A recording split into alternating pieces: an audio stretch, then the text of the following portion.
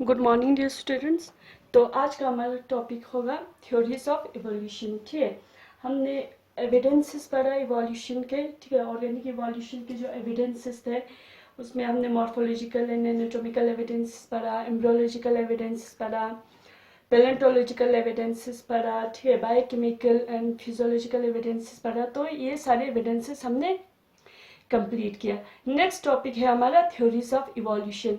अब जो इवोल्यूशन हुआ है, ठीक है, ऑर्गेनिक इवोल्यूशन हुआ है, तो इसमें कुछ थ्योरीज दिया है। अलग अलग जो जोलॉजिस्ट थे या अलग अलग बायोलॉजिस्ट ने थ्योरीज दिया है। हम 3-4 थ्योरी पढ़ेंगे, जैसे कि लेमार्क थ्योरी या डार्विन थ्योरी या म्यूटेशन थ्योरी या जो न्यो डार्विनिज्म थ्योरी है।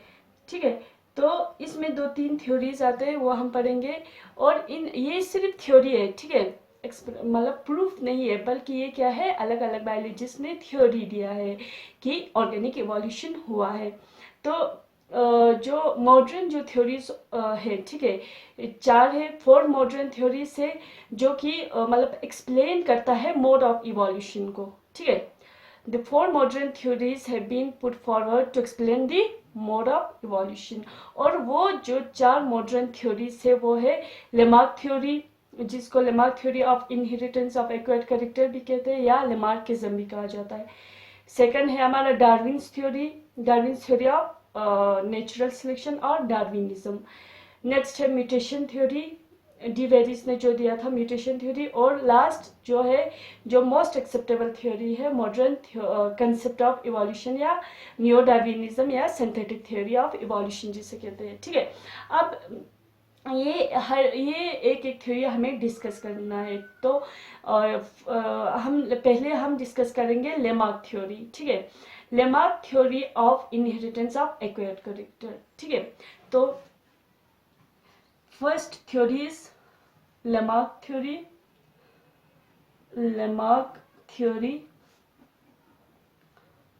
of the inheritance of acquired character, inheritance of acquired characters और Lamarckism। ठीक है, सेकंड है थ्योरी हमारे पास Darwin's theory of natural selection, Darwin's theory of natural selection और डार्विनिज्म जिसे कहा जाता है डार्विनिज्म। थर्ड थ्योरी है mutation theory, de Vries mutation theory. ठीक है, डी वेरिस म्यूटेशन थ्योरी है। फोर्थ थ्योरी है हमारे पास मॉडर्न कंसेप्ट ऑफ इवोल्यूशन या नियो डार्विनिज्म जिसे कहते हैं नियो डार्विनिज्म और मॉडर्न कंसेप्ट ऑफ इवोल्यूशन और सिंथेटिक थ्योरी। ठीक है, सिंथेटिक थ्योरी ऑफ इवोल्यूशन।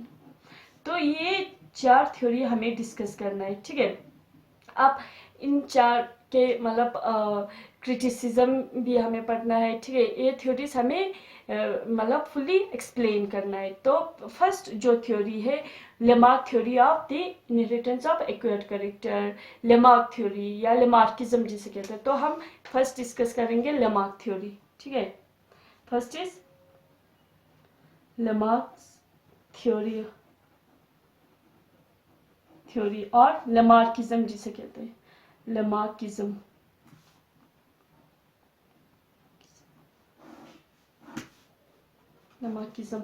ठीक है, लेमार्किज्म। अब ये थ्योरी दिया था फ्रेंच नेचुरलिस्ट या बायोलॉजिस्ट लेमार्क ने। ठीक है, लेमार्क ने दिया था 1809 में। ठीक है, मतलब 1809 में ये थ्योरी दिया था जीन बैप्टिस्ट डी लेमार्क ने। वो एक फ्रेंच नेचुरलिस्ट था या बायोलॉजिस्ट था।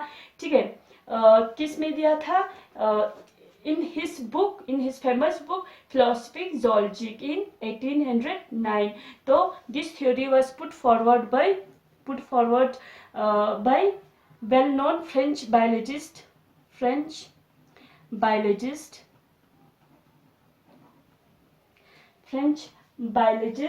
ठीक है, जीन बेपिस्टे डी लेमार्क. किसने? जीन बेपिस्टे डी लेमार्क ने. जीन बेपिस्टे BAPTISTE बेपिस्टे डी लेमार्क ने. ठीक है, ये इसका पूरा नाम है. और इसने कौन से ईयर में दिया था? In the year 1809. In his book Philosophic Zoology.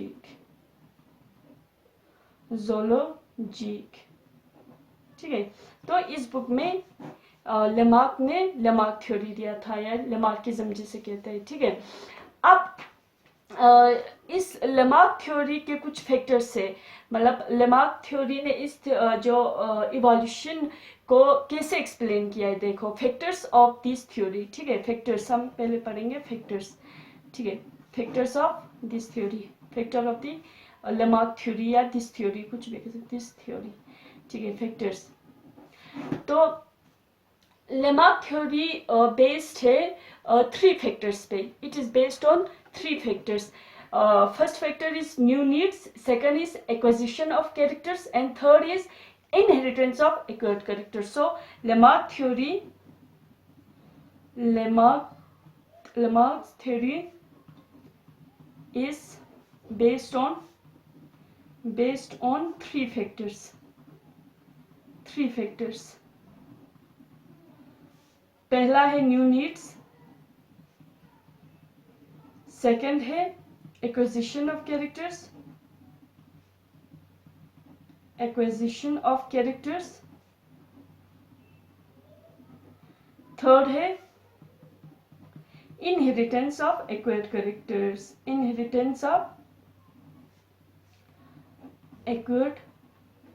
characters.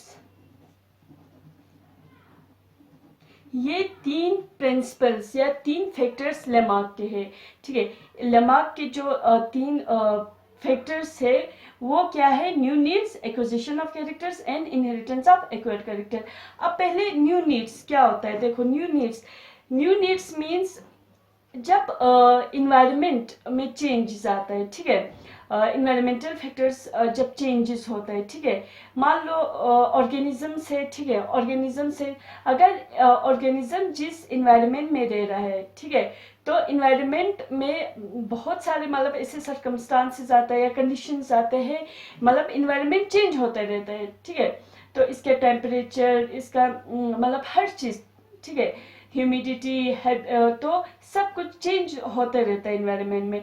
तो इन्वायरमेंट चेंज होने की वजह से, ठीक है, उस चेंजिंग इन्वायरमेंट में जो ऑर्गेनिज्म रह रहा है, वो ऑर्गेनिज्म उस चेंजिंग इन्वायरमेंट में फुल्ली सरवाइव करने के लिए, अडेप्ट करने के लिए, ठीक है, ऑर्गेनिज्म क्या करता है? अपने अंदर मतलब कुछ ऐसे स्ट्रक्चर्स या कुछ ऐसे चेंजेस क्रिएट करता है ताकि वो उस इन्वायरमेंट में फिट हो, उस इन्वायरमेंट में वो सरवाइव कर सके. ठीक है, with the changing in the environmental factors, ठीक है, इन्वायरमेंटल फैक्टर्स की चेंजिंग की वजह से, चेंज आने की वजह से, इन्वायरमेंट में चेंज आने की वजह से ऑर्गेनिज्म क्या करता है? अपने बॉडी के अंदर भी कुछ ऐसे चेंजेस लाता है, कुछ ऐसे मतलब स्ट्रक्चर्स क्रिएट करता है ताकि उस चेंजिंग इन्वायरमेंट में वो फुल्ली क्या हो? अडेप्ट हो, ताकि वो सरवाइव हो सके, अगर सरवाइव कर सके. अगर मान लो इन्वायरमेंट चेंज हो गया और वो ऑर्गेनिज्म उस ऑर्गेनिज्म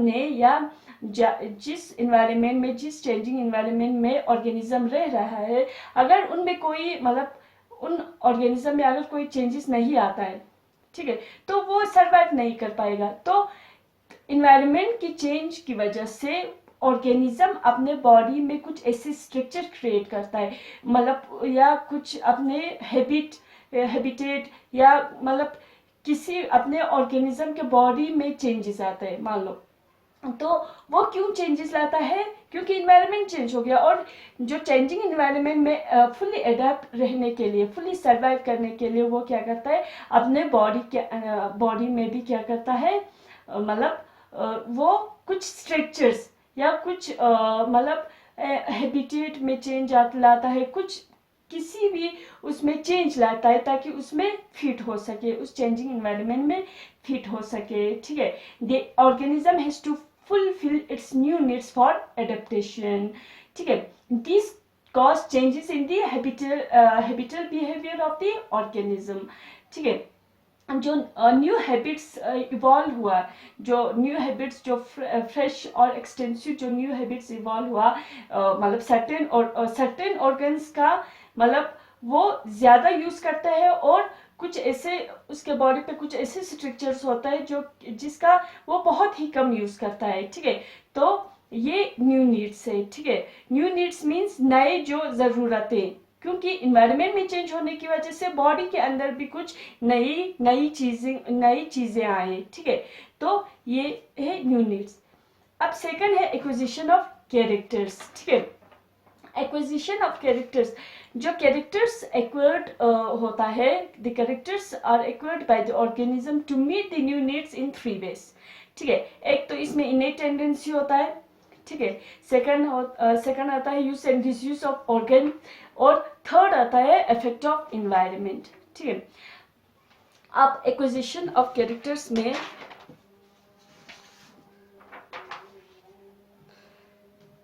सेकंड क्या है, एक्विजिशन ऑफ कैरेक्टर्स।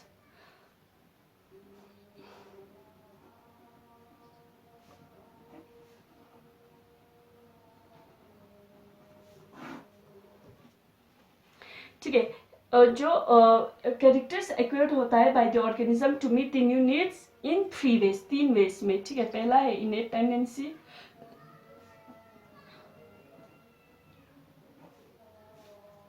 सेकंड है use and disuse of organ,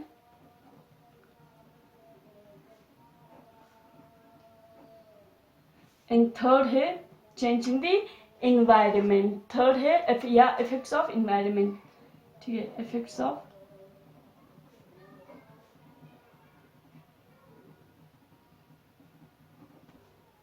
ठीक है, पहला इनेट टेंडेंसी।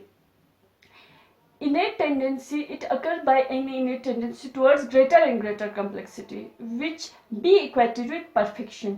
ठीक है, अब innate tendency means एक तो acquired tendency होता है, एक तो innate tendency। innate means मतलब with born या inborn।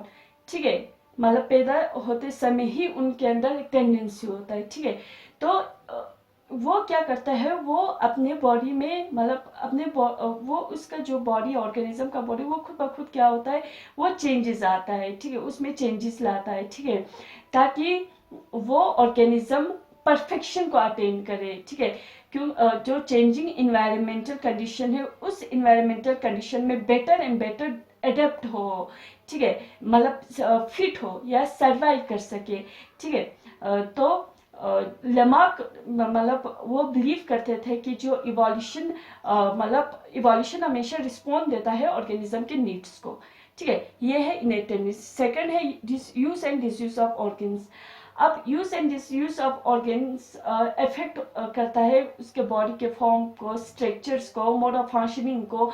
ठीक है, use and disuse of organs में क्या होता है, मान लो इन्वायरमेंट में चेंज आ गया, अब ऑर्गेनिज्म के बॉडी पे कुछ ऐसे स्ट्रक्चर्स होते हैं वो एक्सटेंसिव यूज करते हैं। वो स्ट्रक्चर्स क्या करते हैं, वो अपने बॉडी को बहुत ज्यादा यूज करता है ताकि उस एनवायरनमेंट में फिट हो सके, सर्वाइव हो सके।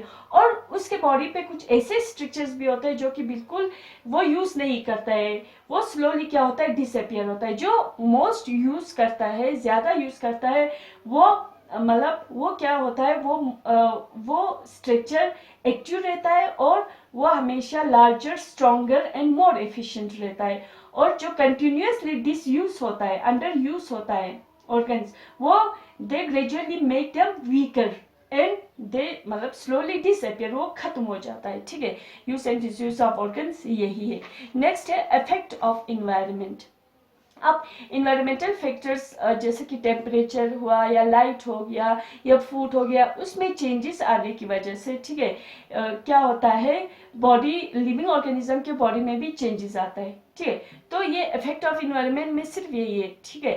तो मतलब change in the environmental factors such as temperature, such as light या food या medium, कुछ भी extra produce change in the bodies of living organism. These change are called acquired characters. और ये तो जो चेंजेस आते हैं उनको क्या कहते हैं, एक्वायर्ड कैरेक्टर्स कहते हैं, ठीक है। तो ये हमारा सेकंड हो गया एक्विजिशन ऑफ कैरेक्टर्स। इसमें इनेट टेंडेंसी आता है, use and disuse of organs and effect of environment. Third है inheritance of acquired character. Third जो है inheritance of acquired character. Third जो फैक्टर्स है इनहेरिटेंस ऑफ एक्वायर्ड कैरेक्टर्स,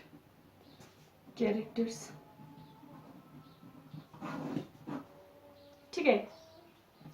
अब जो कैरेक्टर उसमें आ गया, ठीक है, जो न्यू स्ट्रक्चर उसके बॉडी में ऑर्गेनिज्म में आ गया, ठीक है, उस ऑर्गेनिज्म में न्यू स्ट्रक्चर आ गया, चेंज इन्वायरमेंट की चेंज होने की वजह से उस इन्वायरमेंट में फिट रहने के लिए, अडेप्ट रहने के लिए उसने अपने बॉडी में भी कुछ चेंजेस लाए, ठीक है। वो चेंजेस अब क्या होता है, जनरेशन आफ्टर जनरेशन ट्रांसमिट होता है, उसको कहता है inheritance of acquired character. The characters acquired by the individual are transmitted by heredity to next generation, ठीक है, टू द नेक्स्ट जनरेशन। अब लेमार्किज्म के फेवर में कुछ एग्जाम्पल्स है, ठीक है। तो ठीक है, कुछ एग्जाम्पल्स है लेमार्किज्म के फेवर में। तो लेमार्क ने जो कहा था, मतलब कि ये जो इसके 3 फैक्टर्स थे, लेमार्क के जो 3 फैक्टर्स थे, फॉर एग्जांपल न्यू नीड्स या एक्विजिशन ऑफ कैरेक्टर्स या इनहेरिटेंस ऑफ एक्वायर्ड कैरेक्टर, जो उसने फैक्टर्स दिए थे, प्रिंसिपल्स दिए थे, उसके फेवर में, ठीक है, उसके फेवर में मतलब एग्जाम्पल्स क्या क्या है, ठीक है। तो हम लिख सकते हैं examples in favour of Lamarckism.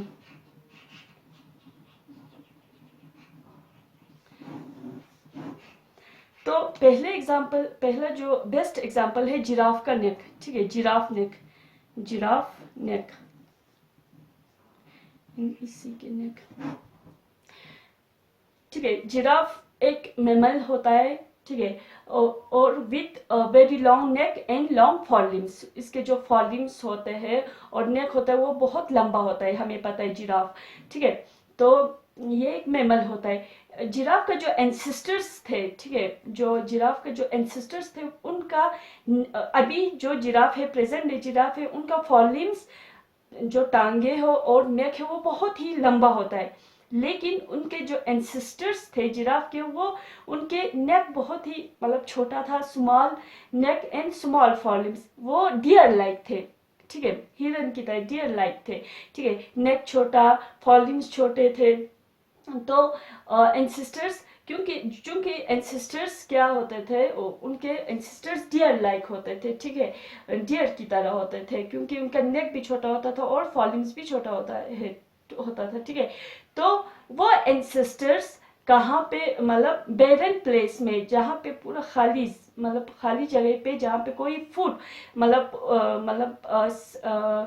ठीक है, फूड नहीं थे, जहाँ पे कोई मतलब फूड नहीं थे, फूड सिर्फ ट्रीज पे ही, मतलब उनका जो फूड है ट्रीज के लीव्स ही खाते थे। तो सरफेस पे या लैंड पे कोई फूड नहीं होने की वजह से, स्कैर्सिटी ऑफ फूड होने की वजह से लैंड पे, क्योंकि उनके एंसेस्टर्स लैंड पे रहते थे, लैंड पे क्या हो गए, स्कैर्सिटी ऑफ फूड हो गए, उनको मतलब ग्रासेस वैस की स्कैर्सिटी हो गए, ठीक है, मतलब कमी हो गई। तो उनके पास सिर्फ एक ही ऑप्शन था, ठीक है।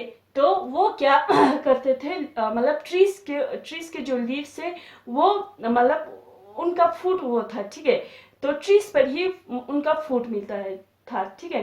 तो वो क्या करने लगे, इंसिस्टर्स क्या करने लगे, अपने नेक को मतलब इलोंगेट करने लगे ताकि लीव्स पे, जो ट्रीज के लीव्स है उन तक पहुंच सके, अपने नेक को इलोंगेट मतलब करने लगे, ठीक है, मतलब ज्यादा से ज्यादा यूज करने लगे।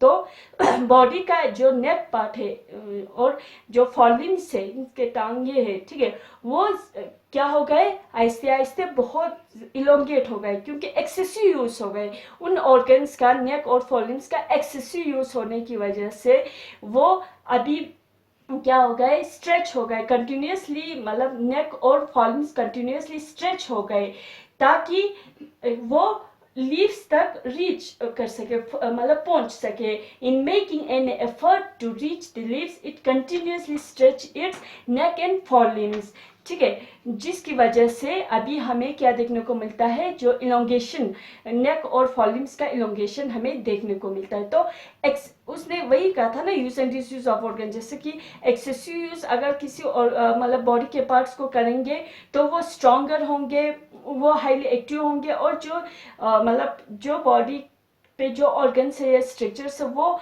अगर मतलब डिस यूज करेंगे, अंडर यूज करेंगे तो वो आहिस्ते आहिस्ते डिसअपियर होंगे। तो जिराफ का नेक जो है वो लेमार्किज्म को क्या करता है, फेवर करता है, ठीक है। अब लेमार्किज्म जो थ्योरी है उसके कुछ ये फुल एक्सेप्टेबल नहीं हुआ था, क्योंकि उसके कुछ क्रिटिसिज्म भी थे। तो हम नेक्स्ट डिस्कस करेंगे criticism of this Lamarck theory, criticism of Lamarck theory, criticism, ठीक है। अब ये थ्योरी फुली एक्सेप्ट नहीं था, ठीक है, it can not be accepted fully, क्योंकि मतलब अब जो क्रिटिसिज्म मैं बता रही हूँ उसके भी एक्सपेरिमेंटल प्रूफ है कि क्यों मतलब लेमार्क थ्योरी को मतलब फुली एक्सेप्टेबल नहीं मिला, ठीक है। जो इसके तो जो पहले दो पोस्टुलेट्स थे, फर्स्ट टू पोस्टुलेट्स थे, न्यू नीड्स और एक्विजिशन ऑफ कैरेक्टर्स, वो सही थे, ठीक है, लेकिन जो थर्ड फैक्टर है इनहेरिटेंस ऑफ एक्वायर्ड कैरेक्टर, वो क्या है, इट इज हाउएवर डिस्प्यूटेबल, ये क्या है, डिस्प्यूटेबल है। इसको लेमार्क के जो थ्योरी है फैक्टर्स को क्रिटिसाइज किया था वेशमैन ने, एक जर्मन बायोलॉजिस्ट था, ठीक है, जर्मन बायोलॉजिस्ट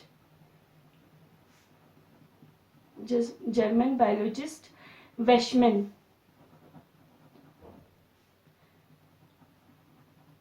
वेशमैन ने किया था 1892 में, 1892 एडी में, ठीक है। इसने एक थ्योरी दिया था, theory of continuity of germplasm, theory दिया था continuity of germplasm, continuity of germplasm. Lamarck ने कहा था, ठीक है, लेमार्क ने कहा था कि जो कैरेक्टर्स इनहेरिट होता है वो सोमेटिक कैरेक्टर्स होता है, सोमेटिक सेल से होता है। जो इनहेरिटेंस ऑफ एक्वायर्ड कैरेक्टर हमने जो थर्ड पोस्टुलेट पढ़ा उसमें लेमार्क ने कहा था कि जो कैरेक्टर्स जो इनहेरिट होता है वो सोमेटिक कैरेक्टर्स होता है, मतलब सोमेटिक सेल से होता है, ठीक है, जर्म सेल से नहीं होता है। लेकिन Weismann said germ cell with specialised particle are responsible for heredity, ठीक है। तो इसने ऐसे क्रिटिसाइज किया था। Lamarck said that the character which are inherited are in somatic cells, वो सोमेटिक सेल्स में प्रेजेंट है, ठीक है। जो कैरेक्टर्स जो न्यू नीड्स, जो नए स्ट्रक्चर बने उसके बॉडी पे, वो मतलब जनरेशन आफ्टर जनरेशन क्या होता है, ट्रांसमिट होता है, लेकिन वो सोमेटिक सेल से ट्रांसमिट होता है। लेकिन वेशमैन ने कहा था, ये लेमार्क ने कहा था, ठीक है, सोमेटिक सेल से ट्रांसमिट होता है, ये लेमार्क ने कहा था, लेकिन वेशमैन ने क्रिटिसाइज किया उसको। उसने कहा कि जर्म सेल एक्चुअली, वो जर्म सेल में एक स्पेशलाइज्ड पार्टिकल होता है, वो एक्चुअली क्या होता है, it is responsible for heredity, inherit होता है। अब उसने एक्सपेरिमेंटली प्रूफ भी दिखाया था, ठीक है। उसने एक्सपेरिमेंटली प्रूफ कैसे दिखाया था, उसने मतलब जो माइस होता है, ठीक है, माइस के टेल को, he cut the tail of mice to 22 generation but tailless mice was never born। 22 generation तक 22 generation तक उसने क्या किया था, वेशमैन ने पूरा जो माइस होता है, चूहा होता है, उसके टेल को मतलब एक जनरेशन में काट दिया, फिर नेक्स्ट जनरेशन में फिर से काट दिया, फिर 22 जनरेशन तक मतलब टेल को उसने काटा। लेकिन कभी आखिर में देखा तो टेललेस माइल कभी मतलब प्रोड्यूस नहीं हुआ, कभी बॉर्न नहीं हुआ। तो अगर सोमेटिक हेरिडिटी होते हैं, ठीक है, सोमेटिक सेल से इनहेरिट होता, तो वो टेल एक जनरेशन ऐसा आता है कि टेललेस माइल उस माइस जो प्रोड्यूस होता है या बॉर्न होता है उसमें टेल ही नहीं होता था, क्योंकि उसने पूरा 22 जनरेशन तक टेल को कट किया था। अगर सोमेटिक इनहेरिट होता है, सोमेटिक सेल में इनहेरिट होता है तो। लेकिन कभी भी उसने 22 जनरेशन तक माइस के टेल को कट करते रहे, लेकिन कभी tailless mice was never born. ठीक है, एक ये एक्सपेरिमेंटल प्रूफ दिया। सेकंड एक्सपेरिमेंटल प्रूफ उसने ये दिया कि जो ईयर और नोज का जो बोरिंग करता है, ठीक है, बोरिंग ऑफ पियर्सिंग करता है, ठीक है, boring of ear and nose in humans,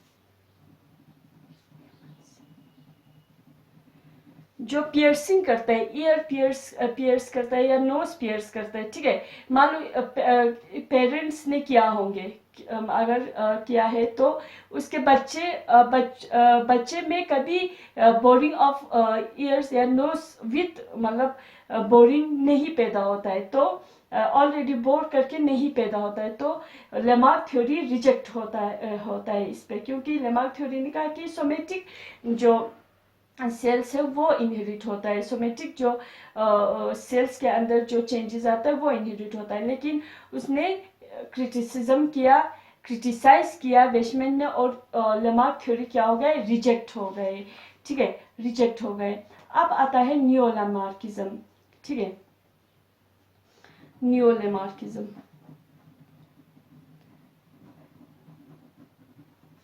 Neo-Lamarckism means when Lamarckism was modified in the light of genetics, ठीक है।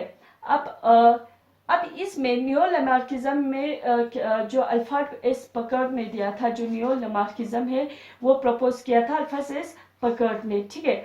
अब उसमें कहा था कि जो जर्म सेल्स होता है वो सोमेटिक सेल से, पहले तो उसने कहा था कि जो लेमार्क है वो सही है, क्योंकि जर्म सेल्स कहाँ से मतलब फॉर्म होता है, सोमेटिक सेल से ही फॉर्म होता है, ठीक है। पहला था formation of germ cells from somatic sales.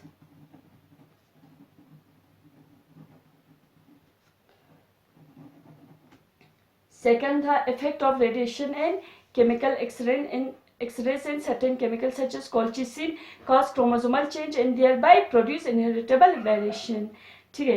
effect of radiation and chemicals, effect of radiation and